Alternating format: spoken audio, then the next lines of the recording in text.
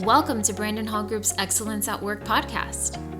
You will hear from industry leaders covering innovative, cutting edge business, learning, and HR topics that weave current market research and technology into each episode. Our Excellence at Work podcast is hosted by Brandon Hall Group's Chief Operating Officer and Principal HCM Analyst, Rachel Cook. Hi, I'm Rachel Cook with Brandon Hall Group. I'm the host of our Excellence at Work podcast and the COO.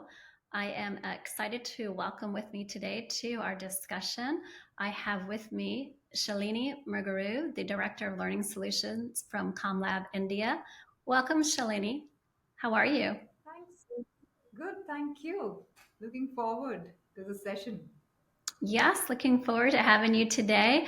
You just a little bit about your company and yourself. I will share with our viewers and listeners.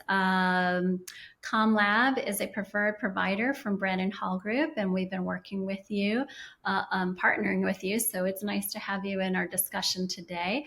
Shalini is a versatile learning design professional with 18 years of diverse experience in instructional design, learner and user assistance solutions, and designing and delivering customer training. She is also passionate about working with customers and developing performance, enhancing learning experiences that achieve measurable business results. And we're going to talk about that too in a little bit. This includes analyzing customers' training needs, developing actionable roadmaps tailored to each client's unique requirements, and creative strategies to maximize learning. And just a little bit about ComLab India.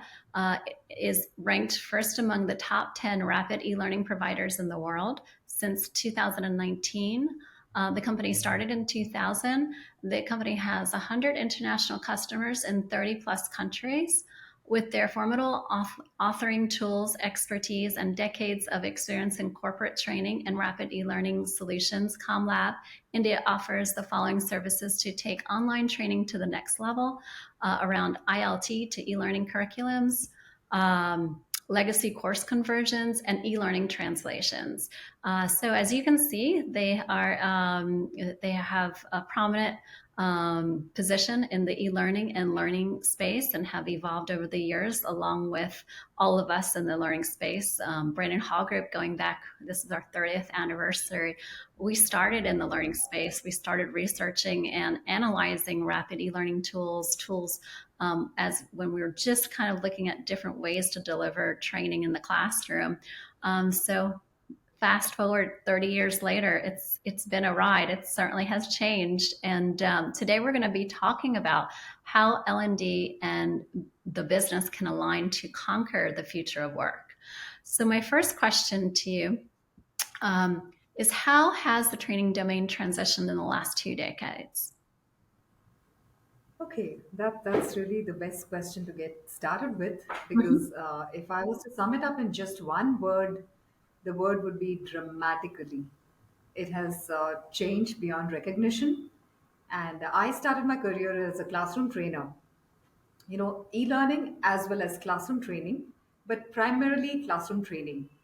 And I still remember those days when we would gather for a full-fledged 3-day workshop to train our customers on a software, in this case the LMS and our content authoring tools. And it was as a facilitator, you were toggling between your presentation, the training database, where your learners were logging in and creating and setting up those structures, and then the workbook, which gave you the details of the procedures and the tasks. So to train somebody on the LMS or on content authoring tools, 3 full days of training. Now, in today's world, if we were to recommend a solution like this, I'm sure it would be met with disbelief because technology has changed the game completely. And with software simulations and watch try do approaches and modular approaches to training, this seems to be something that happened in the very dim and distant past. But then this was happening just 2 decades earlier. So I think in 2003, training was the primary delivery format was still the ILT. And over the next 10 years, it shifted to blended. And there was a one size fits all approach towards most training requirements. It's not that we were unaware of the diversity or we were unaware of different motivations and learner styles, but we didn't have the bandwidth to really, cater too much to all of this.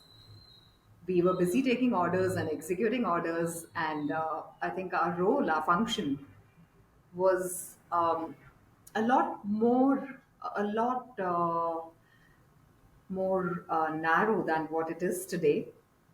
And then, of course, when e-learning hit the scene, it totally transformed the way we looked at training. The domain itself underwent so many changes because of these advancements in technology.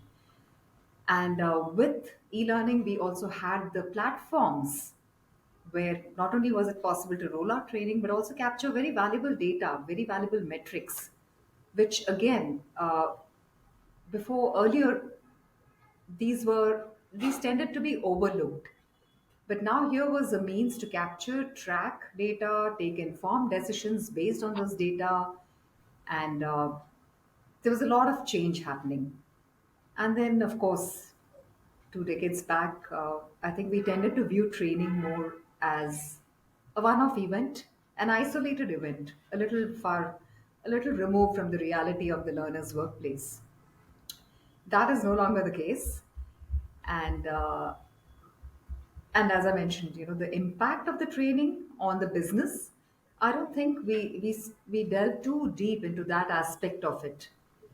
But now, 2 decades down the line, I think that's one of the core areas of focus and one of the areas of challenge and opportunity for L&D professionals. So, as we saw the training domain transition, there was a corresponding impact on our function as L&D professionals. And of course, the shift from classroom to blended and then to virtual training, especially in the wake of the pandemic. The pandemic just accelerated, catalyzed this in a way that we didn't foresee at all. So a lot of training now became virtual. Even trainings that are traditionally held only in classrooms, like behavioral trainings, soft skills.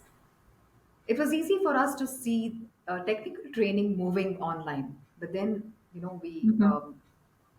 uh, a lot of things happened during the pandemic and after the pandemic, which we really didn't anticipate, and some of those things really Sure. worked, and there's Right. no going And back. I think that's a good segue into talking about some of the challenges that we're confronting or that L&D professionals are confronted with today. And just to kind of give you a little bit of stats from our study around learning benchmarking that we looked at this year, we had a lot of different areas that we asked around what are some of your challenges. And the two prominent ones that companies reported were around the ability to measure the effectiveness of our learning and also upskilling employees at the speed of business. And then it was interesting to Exactly. see one of the least amount of challenges. It's still there. About 20% of companies reported was around the constraints with our technologies. So as you can see, how technology has changed, or the perception and the ability to use it has changed. And then we also saw around 22% was around delivering learning in a hybrid work environment. And I think that kind of aligns with what companies reported on technology, because you had to have the technology to Right. be able to deliver in a hybrid work environment. What's your thoughts around Right. that? Yeah, I think that's a very apt analysis of the situation today because, excuse me, upskilling and reskilling continues to be one area of focus. And Mm-hmm. especially with organizations looking at all kinds of trends like internal mobility, for instance. It's Mm-hmm. not just about promotions and a clear progression up the career ladder. A lot of lateral moves are happening too. So upskilling, reskilling is not just for those, it's to support various career paths. So that Mm-hmm. will continue to stay a very integral part of what we as L&D professionals do. uh, the other thing that you mentioned, uh, about how technology continues to be, one of the challenges because of because it also needs to support the hybrid work Mm-hmm. um, mode. Now, I think Mm-hmm. this is something that we all grappled with, especially during the pandemic, when a lot of us were working remotely, but there were still some people who were actually coming into work, and we still had to communicate with our colleagues. We still had to communicate across, these kind of constraints, and we found that we could really actually manage to make work, and it was just natural that training would follow suit. So, yes, it is challenging because it calls for a different skill set to be able to accommodate. I think the term diversity can now be stretched to also mean people choosing a certain preference, a certain mode of work.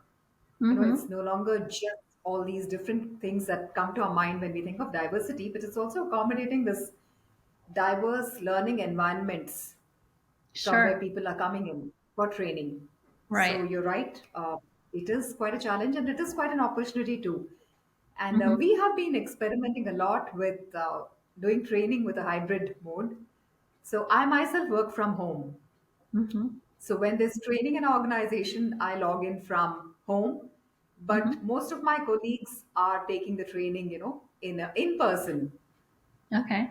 in a physical conference room. So it is challenging, it's also exciting, but Sure. we're making it work. Or yes, and the use of technology, even in the classroom, when you have everyone together, is still important. Just because you're bringing everyone in for an instructor-led course or day or workshop, that instructor needs to also mix the modality and approach to make it more engaging. And so that's done often with a mixed use of video or different types of tools and flip boards and workstations. So there's so much, and we're also seeing it. I have three children, and I'm seeing it in the classroom and how their environment. My 10-year-old is in fourth grade, and I just went to a meeting a few weeks back, and it was so cool to see how they switched their library. They still have some books, but they really made it more interactive. It was cutting edge. It was like going into a really cool workplace. Maybe you would go, in a smaller version of, let's say, Google, but it was creating that experience. And they're now trying to incorporate it, at least for some schools. They're starting to do so. So I think that also, it'd be interesting to see where this generation, 10-year-olds, will be in the next 10 years, 12, 14 years, when they start entering the workplace, what technology is going to look like even then. Um, what would you say? How can L&D professionals deliver business impact? As you see, that was also one of the challenges we found that companies reported was the ability to do so. Some companies are doing a great job. It wasn't all, but we had about nearly, I think I said about 40, what was the number here? Almost 47, 48% of companies reported the challenge with delivering or measuring results still in today Right, is environment. right. Hmm. Right. And I think, as I mentioned earlier, it's not that we were unaware that we needed to demonstrate the impact of our training. We needed to capture the effectiveness of our solutions. But I think we were generally, we and also our business leaders were quite happy with our happy sheets and with our assessments at the level of, the training program itself. And we seldom move beyond level three. But I think now with with L&D in the limelight, it is poised to create high impact. The expectations are so much more, and rightfully so. So, measuring training effectiveness is now no longer a separate piece. So, even when we engage with our customers, we find that we are getting into it not at the level of just designing and developing training programs, but also giving our consultation, our recommendations, our strategy, right from performance consulting to designing and developing the learning solutions, supporting the learner through the entire learning journey, right down to performance support, and then handling the data and the analytics part of it and making sure that our customers are able to take informed decisions based on the kind of data that comes in. So there's a lot of it's like one cohesive thread now running through the entire engagement. And I think this is one area where our business leaders really need to see more tangible results, and they are looking to L&D to do this precisely. And I would say that one of the things that would help us really is to step back even before we get into designing or delivering a solution. Step back and make sure that this learning is mapped to the outcomes that the business is expecting, to the business objectives, to the corporate strategy. It's not enough just to say that this training was on scale, on budget, and it achieved the desired learning outcomes. What if you're working on the wrong thing? So it's very important. So I think in the latest LinkedIn workplace survey, workplace Mhm. report 2023, mapping learning to business goals is the number one priority for L&D professionals in 2023. And I think once we have this fundamental basic piece in place, it becomes easier because then we are making sure that we are aligning our learning outcomes with the KPIs, trying to improve the KPIs. And these are again metrics that can be measured. So it's easy to connect everything together. And eventually, when we reach that piece, that phase in the project where it's time to measure the effectiveness of training, there is visible data. Sure. So it Would still is challenging. There's no easy way to do it, but we are on the right track. And I think with this increased emphasis, um, I'm sure that there'll be more alignment and mhm. easier to What would you say is understand the things. yeah, what would you say is the biggest competitive advantage of any organization and the role of L&D in enhancing it? The people, and that's always been the case. Good But the answer. role of L&D, and the role of L&D, well, I think you just touched upon it, Rachel. You said that upskilling continues to be one of the main areas, a challenge and an opportunity. And Hmm. one of the things that we as a function are playing a more central, a more strategic, and a more cross-functional role. We are partnering with HR, we are partnering with executive leadership, Hmm. and we have the responsibility to put people and their skill sets right at the center of our organization's success. And Okay. once we are aware of the strategy, the strategic direction our organization is taking, what are the areas where we really need to strengthen ourselves further, then we can make sure that we're building up skill sets that are aligned with our desired organizational outcomes. And it's not a shot in the dark. It's tightly aligned and we are hitting the mark. Mhm. So upskilling, Well yes, said. definitely. Another Hmm. bit is creating a culture of learning. I think this is one of the most exciting areas because we are partnering with HR. Now, HR is looking at the overall organizational culture, but Hmm. a lot of people are joining new places of work, Hmm. basing their decision on this one criteria. Will this place allow me to develop, acquire new skill sets? Is there a culture of learning there? So I think this is Hmm. where L&D has a really integral role to play because not only are we just designing and developing trainings, but we are also changing the culture of the organization. So Right. that is exciting because Hmm. that also adds to another related point. Most organizations still worry about attrition. Sure. One of the biggest Mhm. challenges, retention. And you mentioned yourself that despite the massive layoffs, there is still, especially in recent days, we've been hearing of so many technology giants letting go of Mhm. people. And there was a lot of employee turnover in the wake of the pandemic too. Sure. Now, given all this, there still is an acute shortage of skills. Hmm. Now, one primary way in which we can retain employees is to make learning a priority. Hmm. When people stop learning, they just leave. Right. So, one of the fears could be that, oh no, when we can't afford to spend so much time on people learning. Hmm. But here's the thing, the the top performers are the top learners. So that is something we need to be able to demonstrate. I've heard of, I was reading somewhere recently that for this organization, I'm sorry, I forget the name of the organization, learning is a key business metric. Right. So that was quite an eye opener for me because, we all emphasize learning, but here's an organization that took it and made it a formal statement. It's a KPI. Right. So, And it should be, yeah. Yes, because, yes, you know, uh, learning doesn't stop just when you finish school, whatever degree that you end up with, exactly. wherever you. And I think it's just the mindset.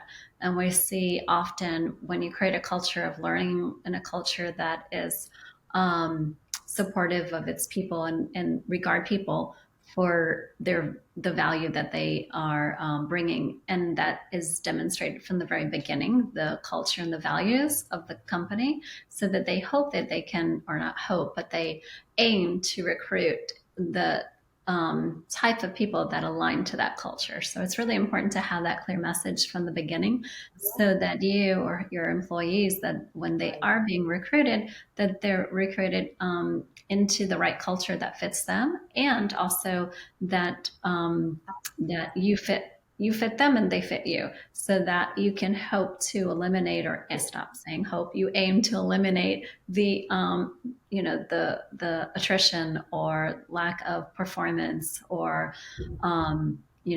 resources, and a number of different variables when companies or people are not performing. So Right. we also saw as a challenge is limited budget still. It may not be number one challenge, but it's still being reported as a challenge for learning. And as we end here, what should L&D leaders do to grow in their career and make an impact? Well, I think it's a great question that all of us are asking ourselves. And Mm-hmm. I think one of the best things we could do is invest in strengthening our cross functional relationships, especially with us being now more involved in decision making and having a place at the table where strategy is defined, learning strategy is defined. We really need to work more collaboratively and demonstrate our value to our internal stakeholders, whether it's HR, whether it's executive leadership. And another thing, which touches upon one of the areas that you mentioned, measuring training effectiveness, we also need to become more data savvy, data literate. Be more insightful about analytics, upskill ourselves in those areas. And I think the biggest challenge for us is to prioritize our own learning. Because unless we prioritize our own learning, we will not be in a strong position to be able to Mm-hmm. give sound solutions to our business. And since technology is changing at the speed of now, at the speed of business, it's now no longer a luxury to be informed about various things. It's a sheer necessity. We need to be a little bit more tech savvy, aware of the tools and the trends, and especially the tools that will help us do our job more efficiently or in a better way. So I Mm-hmm. would say that we it would be very useful for us to have a roadmap. Obviously we can't all suddenly start upskilling ourselves across 37 skill sets. So it's Mm-hmm. very important to kind of zero in on the skill sets that are aligned with the kind of results that the organization is looking at. So Mm-hmm. what are the business objectives of the organization, and pick up those skills. I think Right. in the forefront are things like business acumen, change management, ideation, even things like storytelling. It's no Mm-hmm. longer just presentation of bare facts and figures. Your Mm-hmm. metrics should tell a story.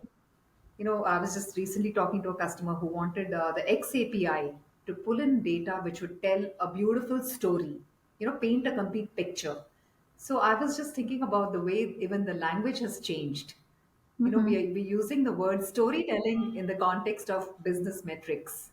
Sure. Data are just drawn into the API.